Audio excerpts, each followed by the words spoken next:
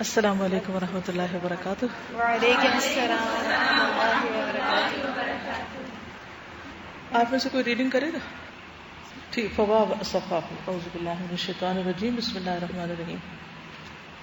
فواب صفحہ على مكارم الأخلاق وبعثرة العمر وبعثرة الفكر وبعثرة الجهد في الشهوات والمغازي والقبائح والكبائر والفواحش واتباع الشياطين.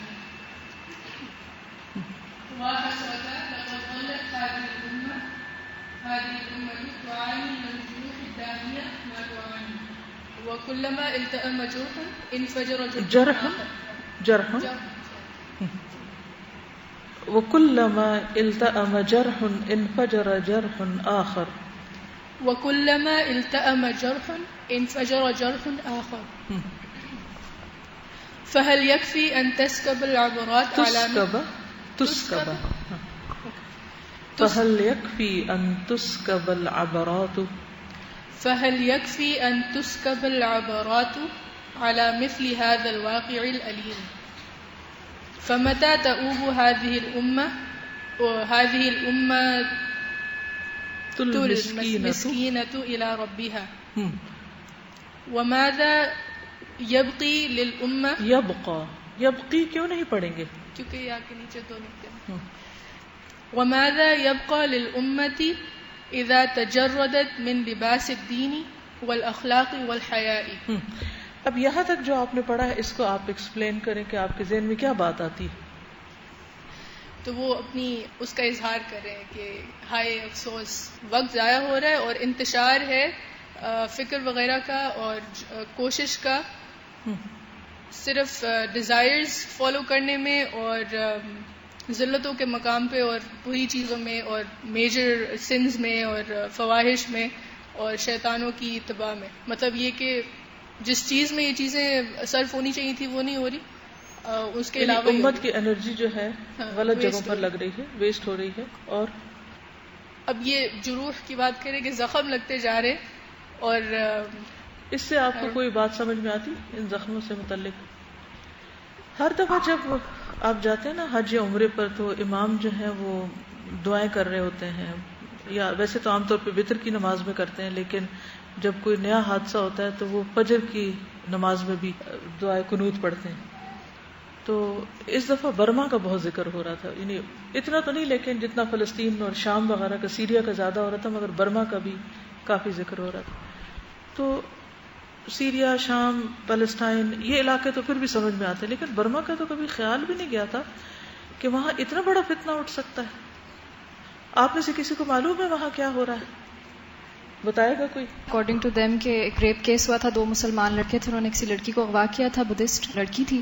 شواہد یہی ملتے ہیں کہ انہوں نے ریپ کیا تھا، اور اس کے بعد اس پوری بستی پر جو بدھسٹ تھے انہوں نے قانون کو اپنے ہاتھ میں لیا اور پوری جو مسلمانوں کی بستی تھی اس کو انہوں نے جلایا. وہ انڈر اٹیک ہوئے، اور پھر گورنمنٹ نے جو ہے ان سے یعنی بدھسٹ کے زور پر، ان کے اصرار پر تب ہینڈز آف کر لیے کہ ان مسلمانوں سے ہمارا کوئی تعلق نہیں، یہ بنگال سے آئے تھے ہجرت کر کے، اور ان کو واپس جو ہے آسام یا بنگال بھیج دیا جائے. جب یہ لوگ یہاں سے ہجرت کر کے بنگال اور آسام گئے تو وہاں کی حکومتوں نے ان کو قبول کرنے سے انکار کر دیا. تو اس وقت وہ یعنی بہت قسم پرسی کی حالت میں ہے، وہ نو مینز لینڈ میں ہے، اور زیادہ تر جو ہے ان کی نسل کشی کی جا رہی ہے. ان کے مردوں کو بالکل ایسے ہی جیسے حضرت موسیٰ کے لوگوں کے ساتھ ہو رہا تھا کہ لڑکوں کو، چھوٹے چھوٹے بچوں کو چن چن کے مارا جا رہا ہے. میری اپنی کچھ فرینڈز وہاں رہتی ہیں، انہوں نے بتایا کہ ان کے کزنز چھوٹے چھوٹے تھے اور ان کو اسی طرح کھڑا کر کے ان کو شوٹ کر دیا گیا، اور بہت برے حالات ہیں وہاں پر. اب آپ سوچ لیں کہ ایک ایسی جگہ جہاں سے ایک چھوٹے سے واقعے سے ایک فتنہ اٹھ گیا اور اتنی بڑی آگ پھیل گئی ہر طرف. اور اگر آپ وہ تصویریں دیکھیں جس میں انہوں نے گاؤں کے گاؤں جلائے ہوئے ہیں، انسانوں کو جس طرح مار کے اور پھر ان کے اوپر آگ لگائی ہوئی ہے، اور وہ لاشوں کے اس طرح ڈھیر پڑے ہیں، یعنی ایک کے ساتھ ایک لٹایا ہوا ہے اور پوری آگ سے مسخ ہوئے ہوئے ہیں، یعنی دیکھنا محال ہے. عام طور پر کتنا چرچا ہوتا ہے کرسچینٹی کے علاوہ بدھسٹ کا کہ وہ بہت پیسفل اور بہت ہمبل ہیں اور انسانیت کا بہت درد ہے ان کے اندر. لیکن اگر آپ دیکھیں کہ ایک چھوٹی سی بات سے جو ریاکشن ہوا ہے اور جو اندر کی آگ تھی وہ باہر آئی ہے، تو انسانوں کو جلا دیا ہے. میں ہمیشہ سوچتی ہوں کہ ایک کے بعد ایک زخم لگتا چلا جاتا ہے. اور آپ کو پتہ ہے میڈیا میں کچھ آ ہی نہیں رہا تھا، یہ تو بہت عرصے کے بعد سب کچھ میڈیا میں آنا شروع ہوا. یعنی انسان کو کچھ پتا ہوتا ہے کہ جن لوگوں کے بیچ میں وہ رہ رہا ہے، جن کے ساتھ وہ رہ رہا ہے، وہیں سے کوئی ان کے لیے فتنہ اٹھ جائے، زمین سے کچھ اٹھ جائے، آسمان سے کچھ اتر آئے. سوال یہ پیدا ہوتا ہے کہ ایسا کیوں ہوا؟ ایک بہت بڑا کوسچن مارک ہے نا. اس میں جو کہہ رہے ہیں نا کہ وَمَاذَا يَبْقَى لِلْأُمَّةِ إِذَا تَجَرَّدَتْ مِنْ لِبَاسِ الدِّينِ وَالْأَخْلَاقِ وَالْحَيَاءِ، اصل بات یہی ہے کہ ہم اخلاق اور دین اور حیا سے عاری ہو گئے نا بالکل. پھر اس وجہ سے اللہ تعالیٰ کی، اور پھر وہی بات کہ اللہ تعالیٰ کی طرف رجوع نہیں ہے. وہ جب بھی یہ کہہ رہے ہیں نا کہ خالی آنسو بہا لینے سے تو کافی نہیں ہوگا جب تک کہ ہم اللہ تعالیٰ کی طرف رجوع نہیں کرتے. اور ایک وجہ یہ بھی ہے کہ امت نے اپنی اجتماعی ذمہ داری جو تھی دعوت و وظیفت الامہ اس کو چھوڑ دیا. اصل بات یہ ہے، یہی میں کہنے والی کہ انفرادی سطح پر ہم ایمان اور اخلاق اور حیا سے عاری ہیں، اور اجتماعی سطح پر بحیثیت ایک امت کی جو ہماری ذمہ داری ہے، جو ہمارا فریضہ ہے، جو ہمیں کرنا چاہیے، ہم وہ نہیں کر رہے. آپ سب نے رمضان میں قرآن مجید یا ناظرہ پڑھا ہوگا، یا ترجمے سے پڑھا ہوگا، یا دورہ قرآن کیا ہوگا، یا کروایا ہوگا، یا کسی بھی طرح آپ کا کوئی کانٹیکٹ رہا ہوگا. کیا آپ بتا سکتے ہیں کہ پورا قرآن یک بار پڑھنے سے جو چیز سب سے زیادہ پریویل کری ہے قرآن مجید میں وہ کیا ہے؟ سب سے زیادہ کس چیز کا ذکر ہے؟ بالکل، یعنی پیغمبروں کے جو حالات ہیں اور واقعات ہیں، اور زیادہ تر ان کی بات ہے، اور پھر اس کے تابع ہیں باقی احکامات وغیرہ. اس کثرت کے ساتھ پچھلے گزشتہ قوموں کے واقعات آتے ہیں اور ان کا انجام آتا ہے، بہت زیادہ اس کا ذکر ہے. تو میں یہ سوچ رہی تھی کہ بار بار ان کا ذکر اور بار بار ان کا انجام اور بار بار ان کی تباہی کے واقعات. تو نبی صلی اللہ علیہ وسلم کے جو مخاطب تھے مکہ والے، ان کو پھر مخاطب کر کے کہا جا رہا ہے کہ اگر تم نہیں مانو گے تو تم سے کچھ دور نہیں ہے مدین والے، تم سے کچھ دور نہیں ہے اصحاب الایکہ اور قوم لوط اور قوم فرعون اور یہ سب. تو ان سب کے اوپر کیا کیا گزرا، یعنی حتیٰ کہ آخری پاروں میں بھی آپ دیکھیں تو اس چیز کا تذکرہ ملتا ہے. اسٹوری کچھ یوں ہوتی ہے کہ پیغمبر آتا ہے، قوم کو بتاتا ہے، قوم نہیں مانتی، کشمکش چلتی ہے، وقت پورا ہوتا ہے، قوم تباہ کر دی جاتی ہے. اور سورۃ ابراہیم میں تو آتا ہے کہ بہت سی قوموں کے بارے میں تو آپ جانتے بھی نہیں، لا یعلمہم الا اللہ، اللہ کے سوا ان کو کوئی جانتا بھی نہیں. تو ہمیشہ حق کا پیغام آتا ہے، لوگ نہیں مانتے تو سب کا ایک ہی انجام. اگر آپ قرآن پاک میں جتنی بھی قوموں کا ذکر ہوا نا، اگر اس کی ایک ایکسرسائز کریں، ہر قوم کا نام لکھیں اور ان کے پیغمبر کا نام لکھیں، اور ان کی قوم نے جو جھٹلایا ان کے دلائل دیکھیں، پیغمبر نے جو دلائل دیے وہ دیکھیں، اور اس کے بعد ان کا انجام دیکھیں، تو سوائے قوم یونس کے ساری قوموں کے ساتھ ایک ہی سلوک ہوا ہے.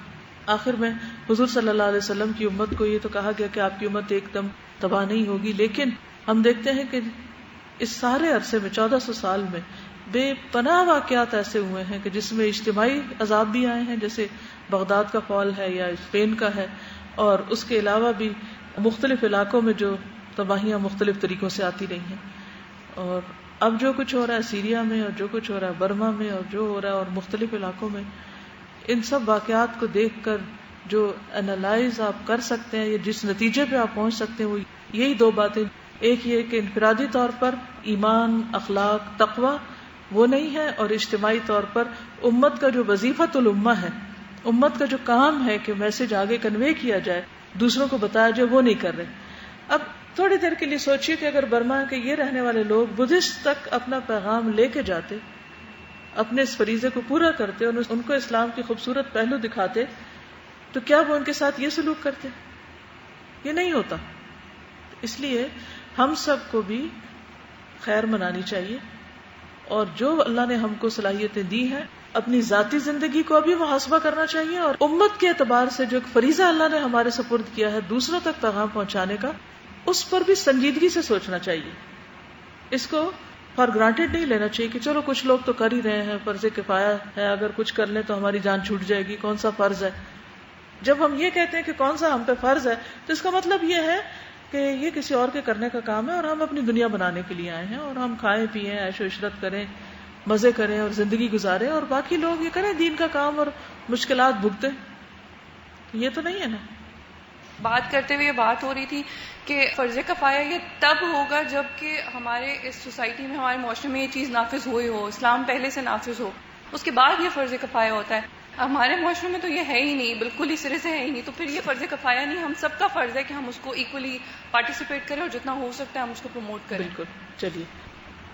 واليوم نظرة عابرة إلى العالم الإنساني كافية لإلقاء الرعب في القلوب لو كانت هناك قلوب، فقد أسفر الصبح عن جيل راكع لشهواته لا لربه إلا ما رحم ربك، وكسرت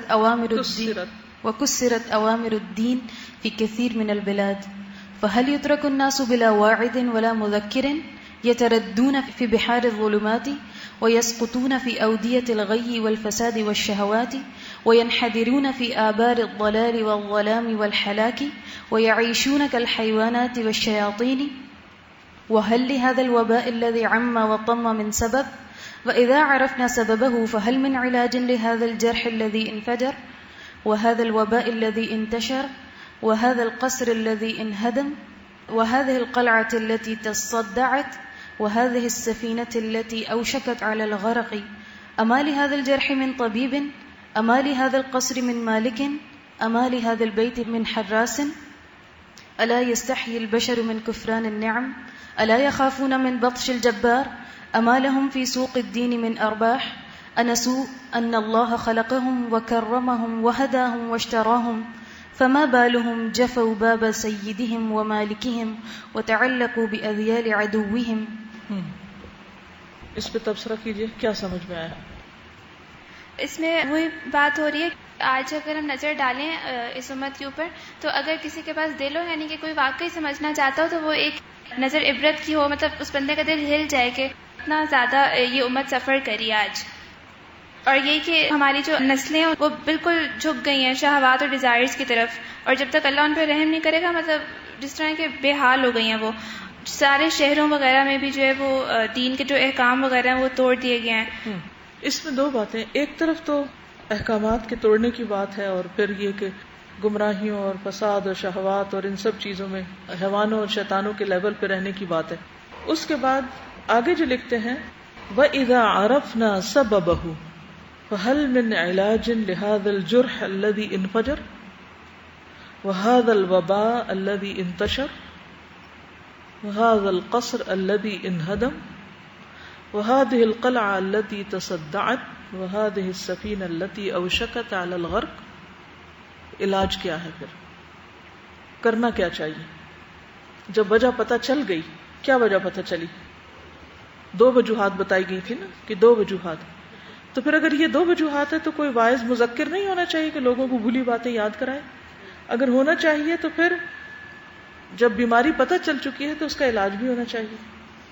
ٹھیک ہے، تو اصل ضرورت کس چیز کی ہے؟ پھر ایسے لوگ ہوں کہ جو خود اپنی انفرادی زندگیوں میں بھی اللہ کے دین کو نافذ کیے ہوئے ہوں اور وہ دوسروں کو بھی اللہ کے دین کی طرف لے کر آئیں، تاکہ جتنی بھی بیماریاں اور خرابیاں پھیل چکی ہیں انسانیت میں وہ ان کا علاج ہو.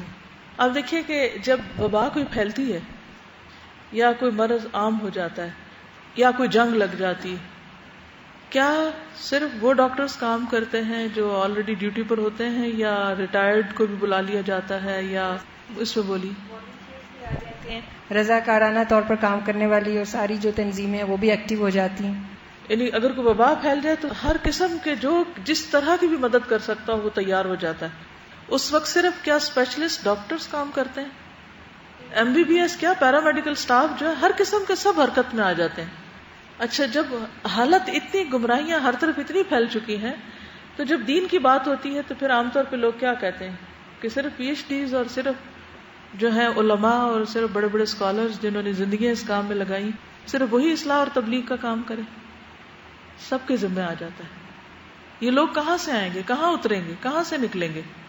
فرشتے آ کے کریں گے. مکہ میں جب رسول اللہ صلی اللہ علیہ وسلم نے افراد تیار کیے تھے تو انہوں نے تو کوئی اتنی بڑی ڈگریز کچھ حاصل نہیں کی تھی. وہ قرآن سیکھتے تھے اور جا کے مدینہ میں جیسے اصل چیز تھی اللہ کا خوف، اللہ کا ڈر اور آخرت کا اتنا یقین کہ وہ اپنی نمازوں میں اور قرآن میں روتے تھے. اپنا اپنا جائزہ لیں. اس رمضان میں آپ کتنا روئے ہیں؟ کیونکہ رمضان ایک ایسا مہینہ ہوتا ہے جس میں دل نرم ہو جاتے ہیں، انسان روزے سے ہوتا ہے، ہر طرف قرآن کی ایک بہار ہوتی ہے، دل نرم ہوتے ہیں. صرف ایک کوشچن ہے میرا احتساب کے لیے کہ کیا آپ اپنے سال کے باقی مہینوں سے زیادہ اس مہینے میں روئے کہ نہیں روئے، اور اگر نہیں روئے تو پھر کب روئیں گے؟ کب؟ اپنی غلطیوں پر، اپنی خامیوں پر، اپنی کوتاہیوں پر.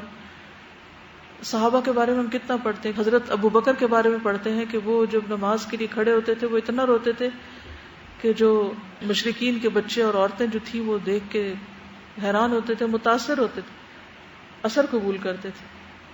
ہم اپنی نمازوں کا حال دیکھ لیں. جب ہم قرآن پڑھتے ہیں تو ہمیں کتنا رونا آتا ہے. تو ایک طرف صحابہ کرام اور ایک طرف بنی اسرائیل ہے. بنی اسرائیل کے بارے میں کیا آتا ہے کہ ان کے دل سخت ہو گئے تھے. تو اصل بات یہ کہ ہمارے اندر خدا کا خوف اور تقوی نہیں ہے نا. اصل میں وہ دو قسم کے رویے بتائے جاتے ہیں نا کہ جب اللہ کا پیغام آتا ہے تو یا تو ایک عاجزی کی کیفیت ہے کہ انسان اس کو قبول کر لے، اور دوسری طرف حسد اور تکبر کی نفسیات ہے. بالکل اس کی وجہ سے پھر وہ حق تک نہیں پہنچ سکتے. بالکل. ان الانبیاء والرسل واتباعهم لما عرفوا الحق آمنوا به وعملوا بأحكامه وتخلقوا بأخلاقه وهانت عليهم أنفسهم وأموالهم وأولادهم وشهواتهم وديارهم في سبيل دعوة الناس إلى ما أمرهم الله به من الدين العظيم والحق المبين والصراط المستقيم. إن البشرية كافة كما يحتاجون إلى الهواء والماء والطعام كل آن ولا يستثنى من ذلك أحد ولا تستقيم لهم حياة إلا بذلك. فكذلك الناس كلهم أشد حاجة إلى الدين الحق الذي يبين علاقة المخلوقات بخالقها وينظم علاقة المخلوق بالمخلوق ويوفر لهم السعادة في الدنيا والآخرة إذا حققوا مراد الله من خلقه بالإيمان به وعبادته وطاعته واتبعوا كتابه الذي أنزله عليهم ورسوله الذي أرسله إليهم واستقاموا على دينه في الإيمان والعبادات والمعاملات والمعاشرات والأخلاق.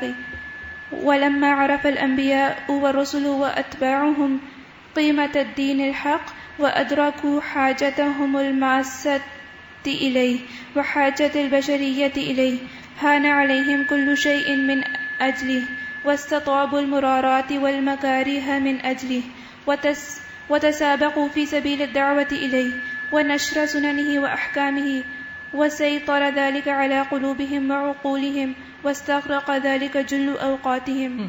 اب اس کو تھوڑا سا ایکسپلین کیجئے. اس میں وہ یہ کہہ رہے ہیں کہ جب انبیاء اور رسول اور جو ان کے پیروی کرنے والے لوگ تھے ان کے اوپر جب حق آتے تو وہ فوراً ایمان لے آئے تھے اور احکام پہ عمل بھی کرنے لگے تھے اور ان کے اندر وہ اخلاق آ گیا تھا. اور باقی سب چیزیں جو تھیں یعنی کہ ان کے اپنے نفس اور مال اولاد ڈیزائر وغیرہ جتنا کچھ تھا وہ سب ان کے لیے کم ہو گیا تھا. کتنی زبردست بات ہے نا. وَهَانَتْ عَلَيْهِمْ أَنفُسُهُمْ وَأَمْوَالُهُمْ وَأَوْلَادُهُمْ وَشَهَوَاتُهُمْ وَدِيَارُهُمْ فِي سَبِيلِ دَعْوَةِ النَّاسِ إِلَى مَا أَمَرَهُمُ اللَّهُ بِهِ. کتنی سچی بات ہے. یہ فرق ہے ہم میں اور ان میں. ہمارے لیے یہ ساری چیزیں ٹاپ پرائرٹی پر ہیں اور اللہ کے دین کی خدمت اور دعوت کا کام بہت پیچھے. اور ٹائم ملے گا تو کر لیں گے اپنی کنوینئنس کے ساتھ. جب ہو گیا ہو گیا. ان کا اس کے برعکس کہ جو رسولوں کے پیروکار ہیں ان کی بات ہو رہی چاہے وہ تھوڑے ہی کیوں نہیں تھے, جیسے نبی صلی اللہ علیہ وسلم کے صحابہ ہیں. پھر وہ کہتے ہیں کہ جس طرح بشریت جو ہے وہ کھانے پانی کی محتاج ہے اسی طرح اس کو دین کی ضرورت ہے, بلکہ اس سے بھی زیادہ. ایکسپلین کریں اس کو نا. ساری جو بشریت ہے ان سب کو ان چیزوں کی ضرورت ہے, کھانے پینے وغیرہ کی, اور کوئی بھی مستثنا نہیں ہے, یعنی کہ سب کو ضرورت ہے. لیکن جو ہماری حاجت ہے دین حق کی طرف وہ اس سے بھی زیادہ شدید ہے. وہ جو بتاتی ہے کہ خالق کے ساتھ کیا تعلق ہے اور اس کو ڈسپلن کرتی ہے, اور اس کے علاوہ وہی چیز جو ہے وہ سعادت ہے دنیا اور آخرت میں. Good good. اور اگر ہم اللہ تعالیٰ کی جو مراد ہے یعنی کہ ہم سے جو ریکوائرمنٹ ہے اگر وہ پوری کر لیں, جو ایمان میں بھی ہے, عبادت میں اور اطاعت میں, تو اس کا رزلٹ یہ کہ پھر جو ہے وہ دنیا اور آخرت میں جو ہے وہ سعادت ملے گی. اور جب انبیاء اور رسول اور ان کے جو پیروکار تھے انہوں نے جو ہے وہ دین کی قیمت پہچان لی تھی تو ان کی حاجت اس کی طرف اور شدید ہو گئی تھی دین کی طرف. اور اس کے علاوہ یہ بھی ان کو پتہ چل گیا تھا کہ جو انسانیت کی حاجت ہے وہ بھی بہت شدید ہے, اور ان کے لیے باقی سب چیزوں کی جو حیثیت تھی وہ کم ہو گئی تھی اس سے. اور ان کی جو ٹائم مینجمنٹ تھی وہ اس کے ارد گرد تھی. ان کے اوقات کا بڑا حصہ اس میں گزرتا تھا, اس کام میں. اور اگر ہم دیکھیں تو ہمارے اوقات کا ایک بڑا حصہ, مطلب دن کے اگر 24 گھنٹے نا, ان کو 8-8 گھنٹے میں تقسیم کر لیں, اور پھر اس میں آپ دیکھیں کتنا وقت آپ کس کام کو لگاتے ہیں, تو خود ہی پتہ چل جائے گا کہ ہمارے جل و اوقات کہاں لگتے ہیں. ہمارے ٹائم کا بڑا حصہ کہاں لگتا ہے. استقامت بھی تھی بالکل. اور اس دین کی وجہ سے انہوں نے جتنی بھی مطلب مشکل چیزیں تھیں، کڑوی چیزیں تھیں، وہ بھی خوشی سے ساری قبول کر لی تھیں، اور وہ اس کی دعویٰ کے کام میں لگے تھے اور اس کے سنن اور اس کے احکامات کو نشر کرنے میں. یہ جو ہے نا واستطاب المرارات، کڑوی چیزیں ان کے لیے خوشگوار ہو گئی تھیں. والمکارہ من اجلہ، اس کام میں اتنی لذت ان کو آنے لگی کہ جو مشکلات تھیں ان کو اس میں مزہ آنے لگا. ہمیں کیوں مشکلات بری لگتی ہیں؟ ہم کیوں ان سے ڈرتے ہیں کہ ہماری نیند کا کیا ہو؟ جیسے اب دیکھیں روزے ہیں مثلا، شروع میں جب آپ نے رکھنے شروع کیے تو ذرا مشکل لگے ہوں گے، لیکن اینڈ پہ آ کے کتنا مزہ آنے لگتا ہے، ایک لطف آنے لگتا ہے روزے کا بھی. اسی طرح جب ایک چیز کو واقعی ہم ایک روح کے ساتھ لیتے ہیں اور شروع میں اگر مشکل لگے بھی اور کرتے کرتے پھر وہ اللہ تعالیٰ آسان بھی کر دیتے ہیں اور وہ خوشگوار بھی لگنے لگتی.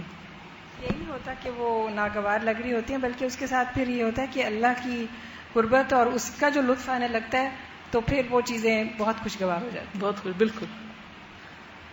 فصدرت عنہم عجائب الایمان بالغیب واحسن العبادات والمعاملات واحسن الاقوال والاعمال والاخلاق وحب اللہ ورسولہ ورحمۃ المؤمنین وشدۃ علی الکافرین وإثار الإيمان والأعمال على الأموال والأشياء وإثار الآخرة على الدنيا وتقديم أوامر الله على شهوات النفس وإثار العاجل على عاجل والهداية على الضلالة والحرص على دعوة الناس وإخراج الناس من عبادة العباد إلى عبادة رب العباد ومن جور الأديان إلى عدل الإسلام واستهانوا بزخارف الدنيا وختامها حين اشتاقت نفوسهم الى لقاء الله وقصور الجنة وعلو الهمة.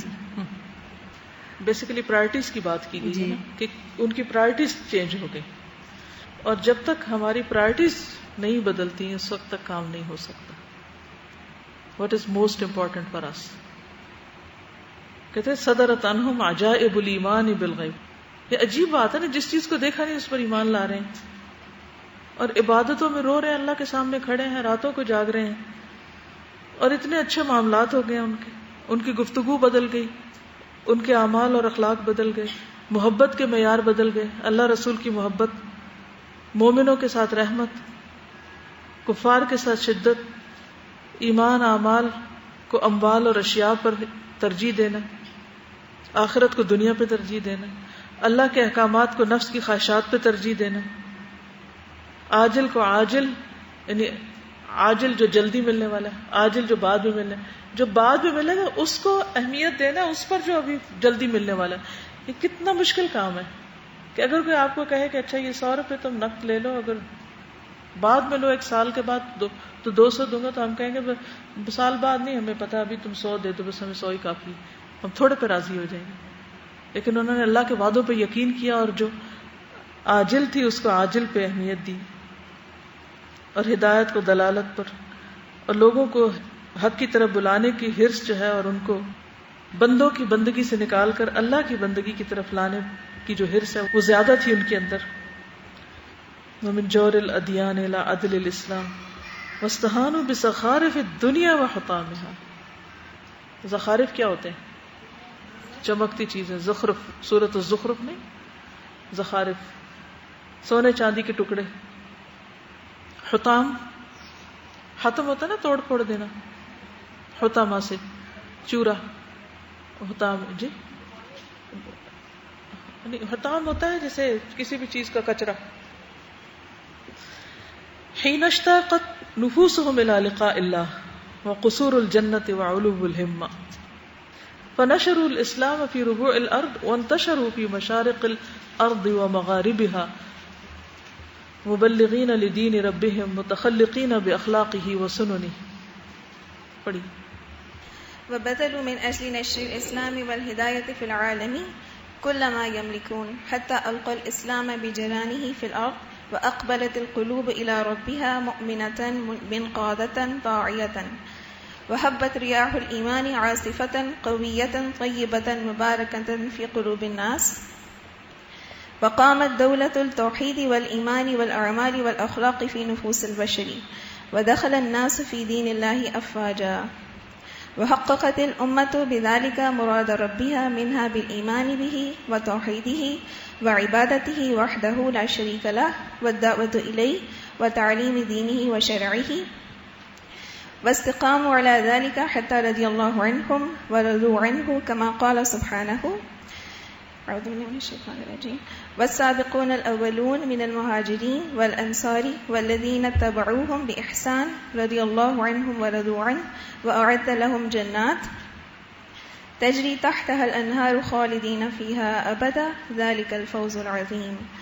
ثم أتى على المسلمين حين من الدهر ضعف فيها إيمانهم وقل فيه علمهم ونقصت فيه أعمالهم فأقبلوا على الدنيا وزهدوا في الدين فقصر بعضهم في العبادات وظلم في المعاملات وأساء في المعاشرات وزهد في سنن الدين وآدابه وأخلاقه وتخلق بأخلاق البهائم والشياطين وانصرف بعضهم عن الاستفادة من أحكام الكتاب والسنة إلى أخبار الزهاد التي شغلت مجالس الوعظ والإرشاد وامتلأت بها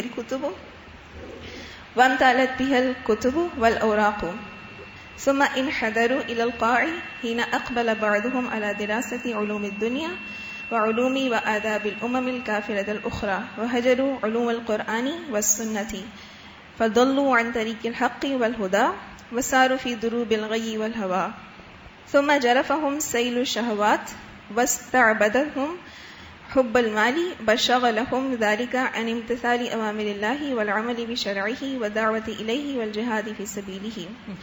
اس کا کچھ وضاحت کیجیے، کیا سمجھ میں آیا؟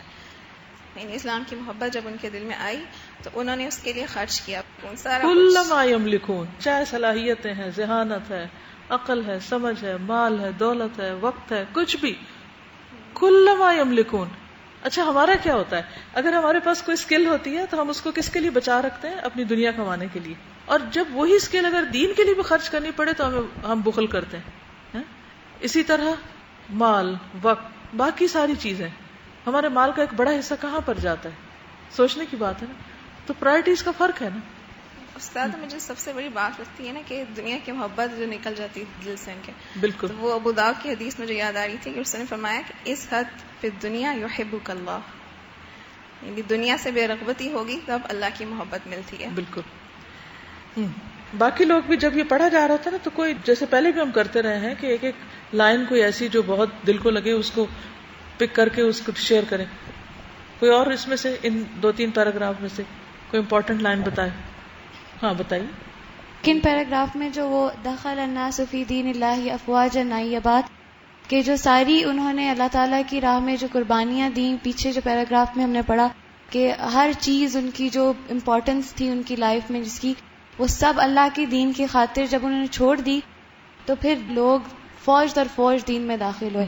اور آج معاشرے میں ہم بہت کمپلین کرتے ہیں کہ لوگ دین پر کیوں نہیں عمل کرتے، کیونکہ ہمارے لیے پرائیورٹیز نہیں ہیں وہ چیزیں جو ان کے لیے تھیں. انہوں نے اپنا سب کچھ قربان کر دیا تھا. اور کوئی جملہ؟ میں کہیں پڑھ بھی رہی تھی اور یہ لگتا ہے کہ جیسے وہ حدیث آتی ہے نا کہ قیامت کے دن سب سے پہلے ایک شہید کو اور ایک عالم کو اور ایک سخی کو لایا جائے گا اور ان کو جہنم میں ڈالا جائے گا پہلے سوال جواب کر کے. تو لکھا ہوا تھا کسی نے کہ یہ 3 کیریکٹرز جو ہوتے ہیں نا، عالم، جہاد کرنے والے اور اسی طرح مالدار، یہ سوسائٹی کو چینج کرنے والے ہوتے ہیں. تو اگر ان کے اندر خرابی آ گئی، ان کی نیتوں میں خرابی آ گئی تو پھر سوسائٹی کا بگاڑ آ جاتا ہے. بالکل صحیح. باقی تو عوام ہوتے ہیں ان گروپس کو فالو کر رہے ہوتے ہیں، اس لیے ان کی سزا بڑی ہے نا قیامت کے دن. آپ کو پتا ہے نا کہ حساب صرف مسلمانوں کا ہوگا، کفار کا حساب نہیں ہے قیامت کے دن. پتہ یہ بات، یعنی جو میزان کی بات ہے اور اعمال تولنے کی بات ہے اور کتاب ملنے کی بات ہے کہ دائیں ہاتھ میں کسی کے دی جائے گی، کسی کے بائیں ہاتھ میں دی جائے گی، یہ سب صرف مسلمانوں کے لیے ہے. کفار کا تو کوئی حساب ہی نہیں ہوگا، وہ تو ثابت شدہ ہیں، وہ تو سیدھے کے سیدھے وہاں پھینک دیے جائیں گے. اور مسلمانوں میں سے بھی سب سے پہلا گروہ جس کا حساب ہوگا وہ علماء ہوں گے، یا آر یا پار. اور پل صراط سے بھی ہم ہی کو گزرنا ہے، مسلمانوں کو گزرنا ہے.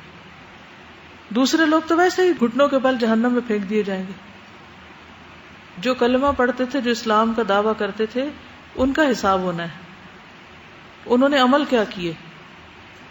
اور آپ کو معلوم ہے کہ پل صراط کے اوپر پھر نبی صلی اللہ علیہ وسلم بھی جائیں گے اور وہ دیکھیں گے کہ امت کا کیا ہو رہا ہے, اور آنکڑے لگے ہوئے ہوں گے جو قطع رحمی کرتے ہیں, اور وہ ان کو پکڑ لیں گے. لوگ وہاں اپنا حساب کتاب کریں گے, اور پھر وہ جو قنطرہ ہے, پل ہے, برج ہے جنت میں جانے سے پہلے, وہاں جو مسلمانوں کے آپس میں حساب کتاب صاف ہوں گے, وہ صرف مسلمانوں کے بیچ میں پیش آئیں گے.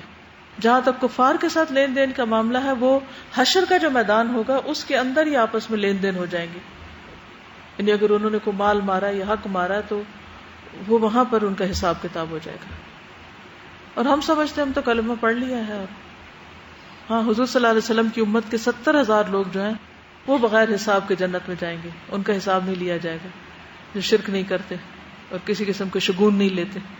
تو یہ جو ترازو تولے جائیں گے, اور ایک ایک ذرے کا من یعمل مثقال ذرۃ خیرا یرہ ومن یعمل مثقال ذرۃ شرا یرہ, یہ سب ہمارے لیے ہیں اور ہم اس کے بارے میں فکر ہی نہیں کرتے.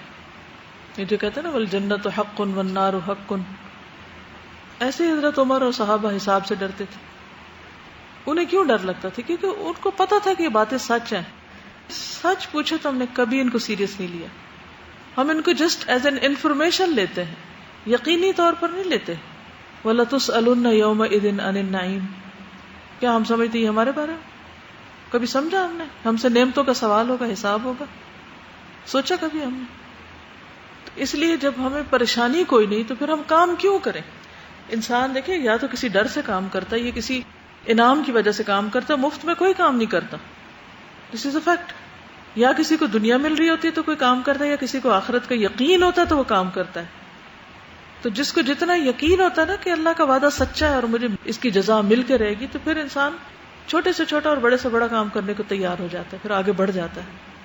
گرمی میں طواف کرنے کا جو ایکسپیرینس ہوا اس میں اس قدر آخرت اور حشر کا میدان یاد آیا کہ مطلب اتنی سی گرمی ہم لوگوں سے برداشت نہیں ہوتی, اور کس طرح سے ہم لوگ سرخ ہو جاتے ہیں اور گرمی کے مارے برا حال ہو جاتا ہے. تو اس دن بنے گا کیا؟ بہت جب سورج اتنا قریب آ چکا ہوگا اور پھر حساب شروع نہیں ہوگا, اور نبی صلی اللہ علیہ وسلم جب اللہ سبحانہ و تعالیٰ کی حمد و ثنا کریں گے اور سجدے میں پڑے رہیں گے جتنا اللہ چاہے گا, کتنے سال, کتنا عرصہ, نو ون نوز. ابھی ہم نے لاسٹ پاراس پڑھے تو اس میں بار بار جس سے وہ آتا نا کہ آسمان پھٹ جائے گا اور یہ سب کچھ ہو جائے گا, تو ہم یہ بات کر رہے تھے کہ اگر آپ کے گھر میں کوئی فنکشن ہوتا ہے نا تو یو آر سو سرٹن کہ اچھا یہ چیز ایسی ہوگی, صوفہ سا کلر ایسا ہوگا, چیئرز ایسی ہوں گی. تو اللہ تعالیٰ جب بار بار ایک ایک ڈیٹیل بتا رہے ہیں تو کیسا ہو سکتا ہے کہ یہ چیز پاسبل نہ ہو, حقیقت نہ ہو اور صرف باتیں ہوں. یا تو جب وہ ایک ایک بات کہ آسمان ایسا ہو جائے گا, سورج ایسا ہو جائے گا, اور جنت میں یہ ہے, جہنم میں یہ ہے, ایک ایک ڈیٹیل, چھوٹی چھوٹی ڈیٹیل بتا رہے ہیں, تو کیسا پاسبل ہے کہ یہ چیز نہ ہو. بالکل. وصار كثير من المسلمين خلف اليهود والنصارى يتكلمون بلسانهم ويقلدونهم في حياتهم ويقتدون بفساقهم ويتخلقون بأخلاقهم ويشدون الرحال إلى ديارهم ويتعلمون علومهم ثم يرجعون بأخلاقهم وصفاتهم وطريقة حياتهم ويدعونها في سحن الإسلام ويزرعونها في بستان الإيمان لتكون قدوة للأنام فتعلق الناس بها وتسابق الأبناء والبنات إلى التخلق بها فهل يكفي أن تذرف الدموع السخية على هذا السقوط المشين؟ يا حسرة على العباد كم لعب الشيطان بعقولهم وأوقاتهم وأموالهم وأسفاه إلى متى يزحف الوراء إلى الوراء إلى جهنم وهم لا يشعرون من يصدع بالحق ومن يحمل رايات الهدى إلى الورى إن المؤمن حقا من سكب عسارة عمره وروحه في طاعة ربه وعبادته والدعوة إليه وتعليم شرعه لعباده.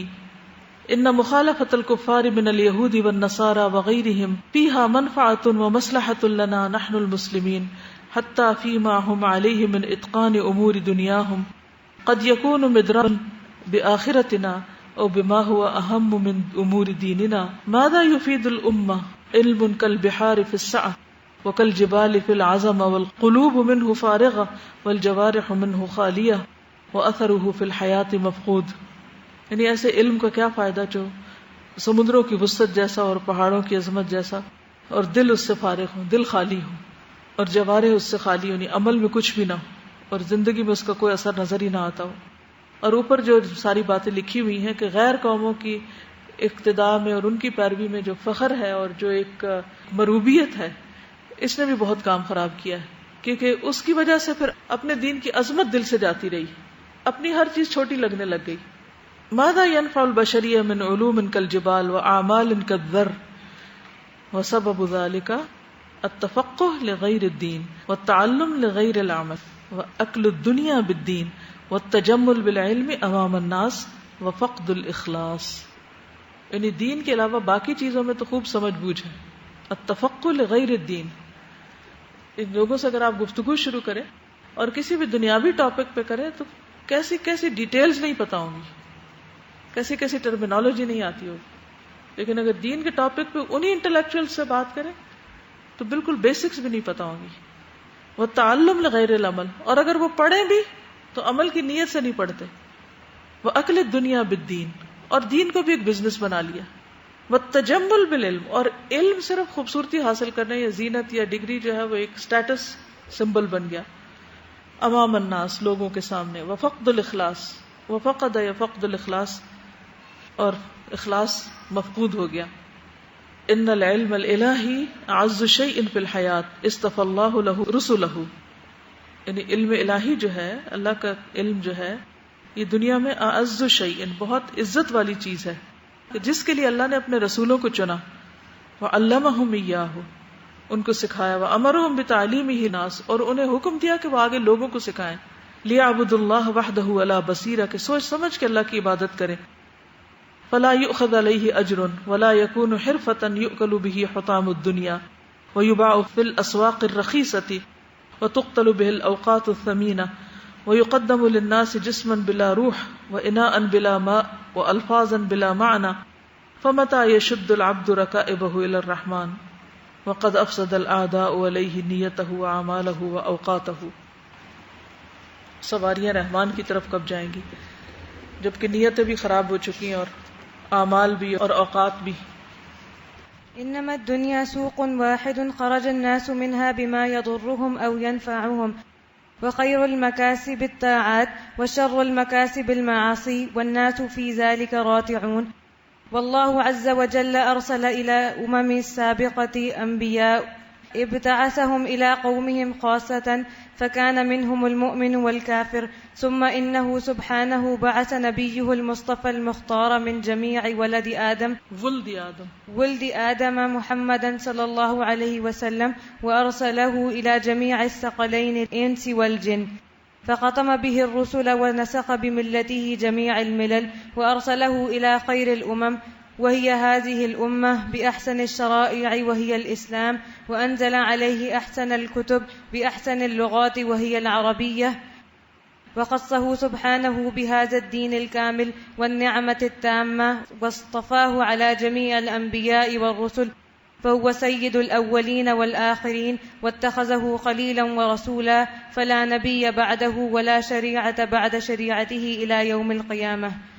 ولما كانت الدنيا ليست بدار قرار ولكنها دار ابتلاء واختبار ومجاز إلى دار الخلود، وتبين أنه لا فائدة في الدنيا إلا بالإيمان بالله والعلم بما أمر الله ورسوله به والعمل به وتعليمه الناس في مشارق الأرض ومغاربها ودعوة الخلق إليه حتى لا تكون فتنة ويكون الدين كله لله.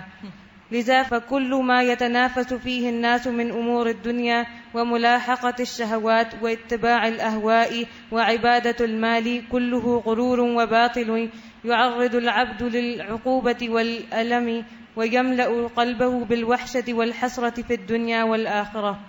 وأكثر ما يطالعه الناس سوى القرآن والسنة وكلام سلف الأمة من المكتوب والمسموع والمرئي أكثره لغو وغصاء وشغل لأوقات بما لا يفيد وليس فيها إلا تضيع الزمان مدى الزمان وتشتيت الأذهان وجلب العداوة بين الأخوان ومزاحمة الكلام الرحمن وسنة سيد الأنام وعمارة الدنيا وزهد في الأعمال الآخرة ونقل عوام المسلمين من اليقين والرغبة في العمل الصالح إلى الشك والحيرة والنفرة والسام والملل والعكوف على اللهو والشهوات وإضاعة أوامر الله. لذا كان أفضل ما تنفق فيه الأنفاس وتشتغل به الأمة وتصرف له الأفكار والأوقات وطاعة الله ورسوله وإحياء سنن الحق في كل مكان وإماتة الطوالع الفجور والبدع. نبی صلی اللہ علیہ وسلم کو بھیجا، آپ کے ذریعے دین کامل کیا، ٹھیک ہے، آپ کے بعد کسی اور شریعت اور نبی کو نہیں بھیجا، اور پھر دنیا کی حقیقت بتائی کہ دنیا دار قرار نہیں ہے، دار الابتلاء اور اختبار ہے. اختبار ہوتا ہے ٹیسٹ، اور گزرگاہ ہے. پھر بتایا کہ دنیا کی جن جن چیزوں میں مقابلہ بازی ہوتی ہے وہ اصل میں کیا ہے؟ خواہشات کی پیروی، غرور اور باطل ہے یہ سب کچھ. اور پھر جو آخری پیرا نا یہ بڑا اہم ہے، وَأَكْثَرُ مَا يُطَالِعُهُ النَّاسُ سِوَى الْقُرْآنِ وَالسُّنَّةِ وَكَلَامُ سَلَفِ الْأُمَّةِ مِنَ الْمَكْتُوبِ وَالْمَسْمُوعِ وَالْمَرِئِ أَكْثَرُهُ لَغْوٌ وَغُثَاءٌ وَشُغْلٌ لِلْأَوْقَاتِ بِمَا لَا يُفِيدُ. بہت سی جو ریڈنگ کرتے ہیں لوگ، بہت سی کتابوں وغیرہ کی، اس میں بہت بیکار باتیں بھی ہوتی ہیں، کچھ حاصل نہیں ہوتا، بہت فائدہ مند نہیں، وقت ضائع ہوتا ہے، ذہن بکھرتے ہیں، بہن بھائیوں میں عداوتیں پیدا ہوتی ہیں، اور بعض اوقات قرآن اللہ کے کلام کو ہی چیلنج کر دیتے ہیں، اس سے مقابلہ شروع کر دیتے ہیں، سنت کو ڈیگریڈ کرنے لگتے ہیں، آخرت کے اعمال سے بے پرواہی برتتے ہیں، عمل صالح میں جو یقین اور رغبت کی کیفیت ہوتی ہے اس سے دور ہو جاتے ہیں لوگ، شک اور حیرت میں پڑ جاتے ہیں، نفرت اور سم اور ملل یعنی لیزینس اور ان سب چیزوں کی، اور پھر لہو اور شہوات کے اوپر جم جاتے ہیں، اللہ کے احکام کو ضائع کر دیتے ہیں. لذا كان افضل ما تنفق تشغل به الامه وتصرف له الافكار والاوقات هو طاعة الله ورسوله وإحياء سنن الحق في كل مكان وإماتة طوالع الفجور والبدع. پڑھنے کے علاوہ یعنی دوسری قسم کی اب تو اور چیزیں بھی بہت ہیں، گیمز اور اس طرح کی چیزیں جو کہ اس کے اندر اتنا ڈوب جاتے ہیں بچے، اس کو وہ ایک حقیقی دنیا سمجھ رہے ہوتے ہیں اور حقیقی دنیا سے تعلق نہیں رکھنا چاہتے. جی آج کے لیے اتنا ہی کافی ہے، انشاءاللہ تعالی پیچھے سے لے کے آگے چلیں گے. آپ کوشش کریں کہ پیچھے سے جو حصہ رہتا ہے اس کو ایک دفعہ ریوائز کر کے آئیں، پڑھ کے آئیں سارے، کیونکہ ریویژن سے بہت ساری چیزیں پختہ ہوتی ہیں. ٹھیک، اوکے. سبحانک اللہم و بحمدک، اشہد ان لا الہ الا انت، استغفرک و اتوب الیک. السلام علیکم و رحمۃ اللہ وبرکاتہ.